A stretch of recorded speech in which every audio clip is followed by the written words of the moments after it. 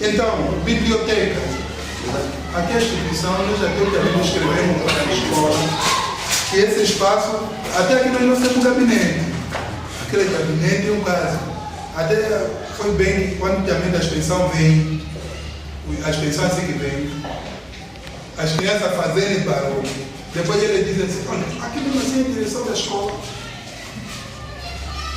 E as crianças ficam aí a gritar, eu até disse, ainda bem, deixa eu mesmo gritar. Pelo menos para eles também sentirem que as crianças não têm muita direção. Tá? Ô menino, calem-se. O inspetor está a falar isso. Aqui será que não tem pessoa? Mas olha, é mesmo assim, diz como é que vocês conseguem trabalhar. Nós escrevemos a primeira vez para o CFB, segunda vez para o CFB. Então pedimos também aos pais que esse reforço. Já vinham medir aqui, mas que fosse medido, até aqui não há resposta. Assim como a biblioteca. Até que estamos a pensar, talvez aquela sala tem que ficar para a biblioteca. Tem pais que não apareceram na reunião passada, então vou tentar resumir mais ou menos como é que é o nosso trabalho, o que o projeto visa para a escola. Eu sou educadora social do projeto Okutanga Lepani. Este é o meu colega Eli, que é jornalista da Omunda. O projeto Okutanga Lepani surgiu na tentativa de subir. Os pais compreendem bem o mundo, acho que ela não. Okutanga Lepani. Compreende isso? Em português, como é? Okutanga Lepani. Estudar com coragem. Com coragem. O projeto é esse. Este é um projeto bipartido que envolve 3 organizações, que é a Omunga, o CFB e a JS. A Omunga trabalha com os direitos humanos, a JS é a Associação Juvenil de Solidariedade e o CFB é a Coligação Raça de Benguela. Cada uma destas organizações entrou com algumas escolas no projeto. O CFB está com as escolas na Zona Alta, a AJS tem uma escola na Santa Cruz e a Omunga tem 4 escolas, que é a Sagrada Esperança, o Mútua Benguela, o Morro da Areia e esta escola aqui, o 1º de agosto. Então, eu sou educadora do projeto, vinda por parte da Omunga. Este projeto tem como objetivo desenvolver habilidades e capacidades cognitivas das crianças da 2ª e 3ª classe. Aquelas crianças que têm fraca assimilação. Então, nós trabalhamos com essas crianças para incentivar a leitura, a escrita e cálculos matemáticos, de maneira que as crianças não sejam totalmente dependentes dos professores e que possam desenvolver essas habilidades, incentivar a leitura, a escrita e cálculos matemáticos. Este projeto está implementado no Mito e no Caimbã. Este projeto visa a implementação de uma biblioteca nas escolas e um espaço, precisamos de um espaço para as sessões. Na reunião passada conversamos e chegamos à conclusão de que os pais, junto com os pais poderiam contribuir alguma coisa aqui para construir turmas da turma de chapa, já que para a turma de baixo servir como biblioteca, já que é mais segura. Eu levei a proposta nos meus superiores e nós não aceitamos isso, porque nós trabalhamos com as comunidades carentes. A ideia é ajudar aquelas comunidades, então não devemos mais tirar o pouco que aquela comunidade tem.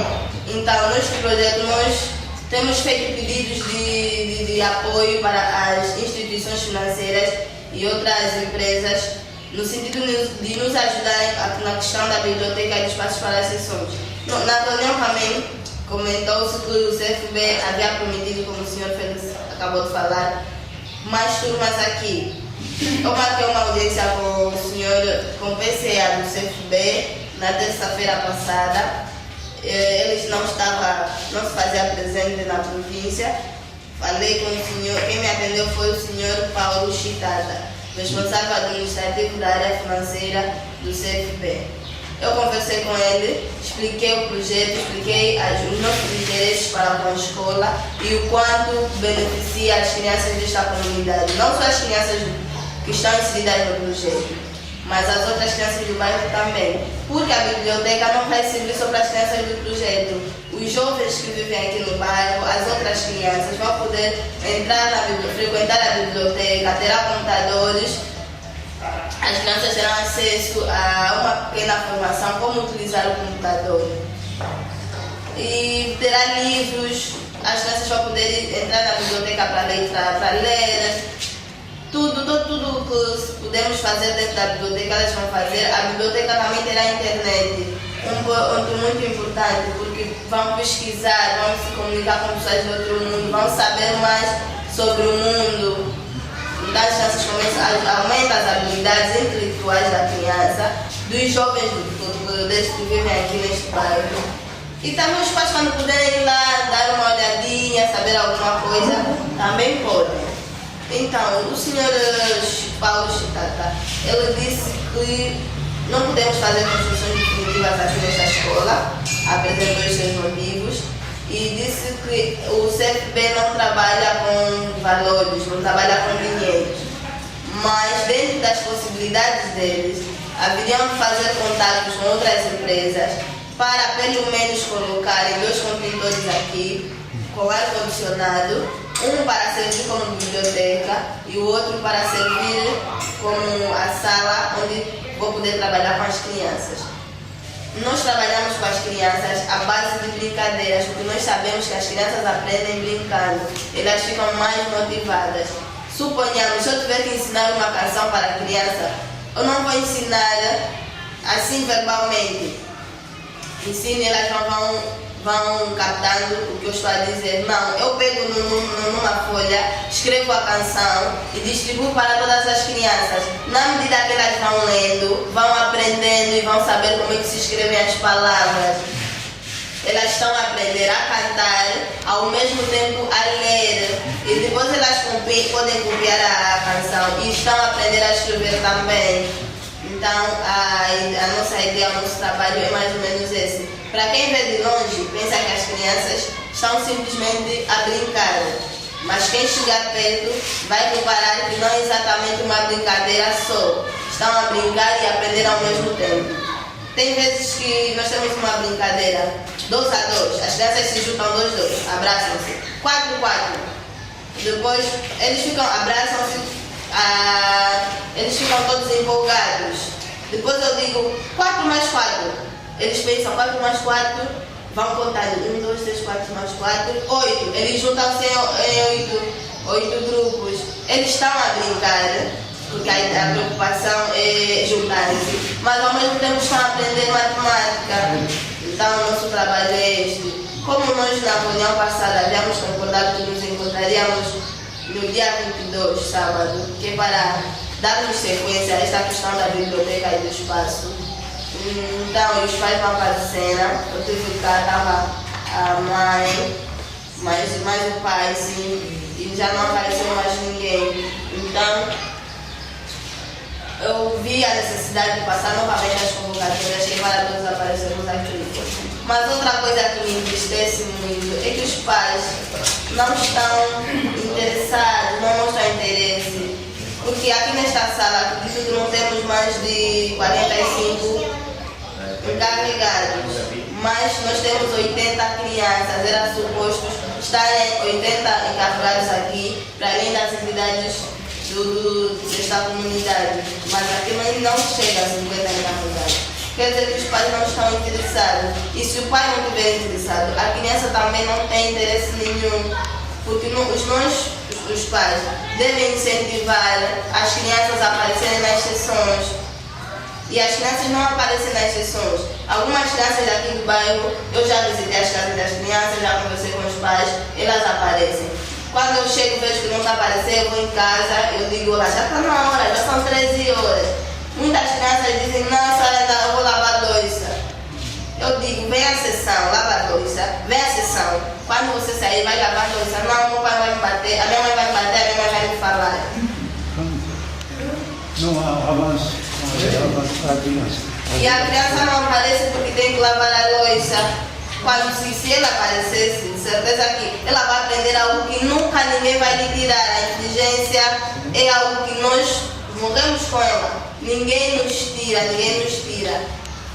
Ela troca, a criança não vem e fica em casa a lavar a louça, que é o que ela poderia fazer num outro momento, ou uma outra pessoa que vive em casa poderia fazer. Elas não vêm porque tem que lavar a louça, porque senão mais vai falar.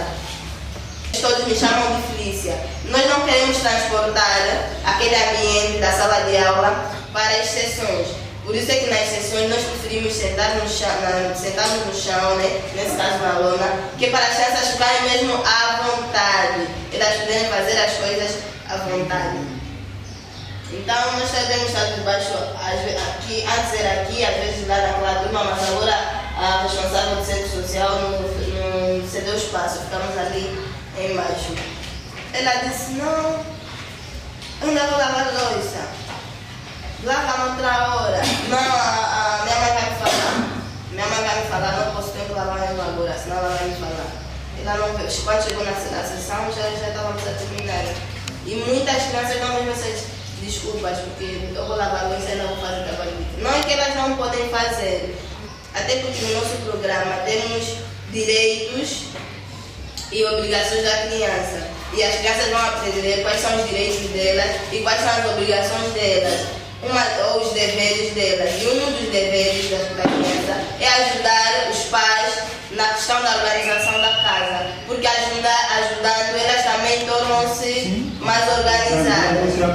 Nós também temos uma formação de empreendedorismo social, orçamento financeiro. Ajudar as crianças a fazerem um pequeno orçamento, a criar negócios para as crianças. Negócios de uma forma, não como nós criamos os nossos negócios.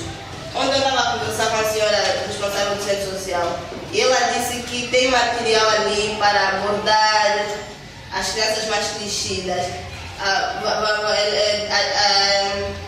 As pessoas responsáveis ali podem ensinar a abordar, a enfeitar as toalhas de mesa, aquele material todo de cozinha ou de sala.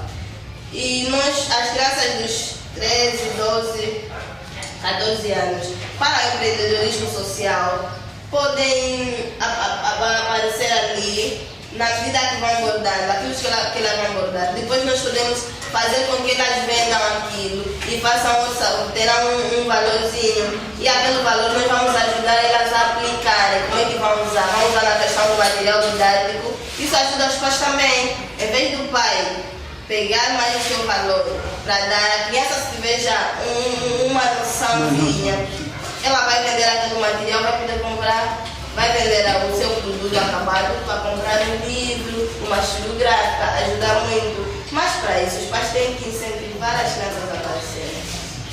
Aliás, até a máquina de costura aí. Sim, falamos da máquina de costura. Bagagem, maçamento. Mas tem que aprender alguma coisa conforme a cultura social. A escola não está prevista que as crianças não devem fazer trabalho. Devem fazer trabalho, mas no momento livre. Não é depois da aula da educadora social? Podem fazer. As crianças. Não é durante a semana toda, né? Não. Acho que são 2 dias por semana. São 2 dias por semana. Se estes 2 dias... Não é todos os dias. As crianças da segunda classe ficam comigo na terça e na quinta-feira às 13 horas.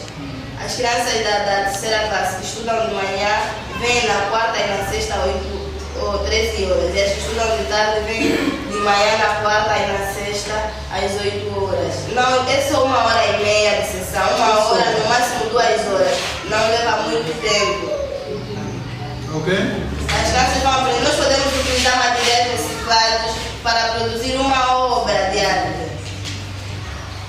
Para além da nossa atividade normal, que é o nosso programa de sessões, mediante desenhos, brincadeiras, incentivar as crianças quanto à leitura e à escrita. Temos programas de empreendedorismo também, que vão ajudar a criança vai ter já uma mínima noção destes pequenos programas, destas pequenas atividades. Podem ser gestores.